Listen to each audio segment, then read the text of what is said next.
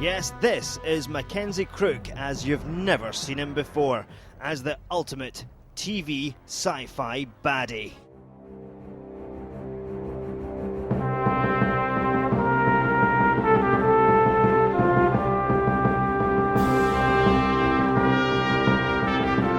Mackenzie Crook, from The Office to The Pirates of the Caribbean to playing in One Flew Over the Cuckoo's Nest at the Edinburgh Fringe Festival to playing a camp 70s baddie from Blake 7.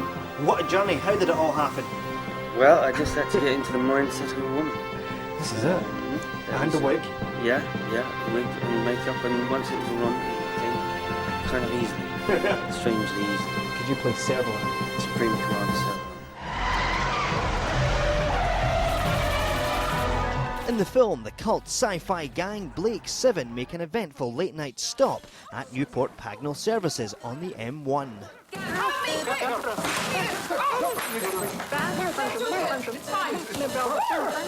And what was the reaction when you walked on set when you were dressed, in all the get-up? It was odd reaction. It was strange actually. When I first got dressed into the makeup and the dress and went down onto the set, I was expecting there to be lots of jokes and laughing, but it wasn't. It was strangely quiet. All the blokes were strangely quiet. Respect. I didn't watch the series back when it was on, so all my research has had to be, recently. But I basically wanted to play a convincing woman. I didn't actually want it to be a camp bloke in drag type of thing, so I wanted to make it quite subtle and convincing. I don't know if I managed that or not. And what did your research involve? Watching women. Watching how they moved, trying to get into their minds. So Tim, tell me, you are the writer of this film. How did it come about?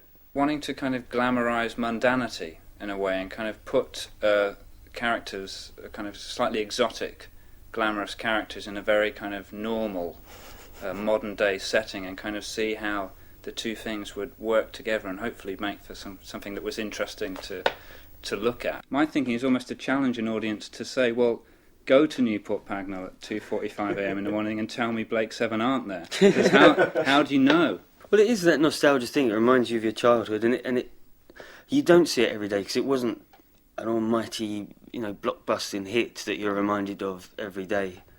So when you do see snippets of it, you're like, oh, yeah, that's right. That's what it was like back in those days. I mean, it was great. I mean, it was the BBC's answer to Star Wars, but they had the budget of Z cars to make it on. And it shows, but there's something quite endearing about that. Absolutely. As well, something very British about it. For me, what was important was I haven't kind of made the film for hardcore fans of the show. It was more for kind of people who remembered it in the slight back brain, and when you mention it, there's kind of just a little light that comes on and a glimmer of, oh yeah, I kind of remember that. So you think about what are the key things that somebody who maybe hasn't seen it for 15 years might remember. And so you think about maybe the talking box, and the guns were very distinctive, and the bracelet. So we kind of had enough things in there to kind of jog your memory, but then at the same time we wanted just to give it a slightly more modern take. And we were also conscious of people maybe come to see the film who had never seen Blake 7. So we wanted to give it just a more kind of generic sci-fi look as well, so that hopefully if somebody comes along who's not seen Blake 7, what the film says to them is, okay, you might not have seen Blake 7, but you've seen Battlestar Galactica or Buck Rogers, or you'll have seen one of those kind of late 70s, early sci-fi shows. So we made sure that it wasn't kind of just totally in-jokes, and hopefully it works on a number of levels. A star-studded cast also includes The Office's Martin Freeman and Johnny Vegas as Blake. Is it the sky? Yeah. It throws people sometimes. It's Blake. Rog Blake. You come up with an interesting kind of concept for a script and give people the opportunity to live in a service station for a weekend and not be paid and not sleep very much.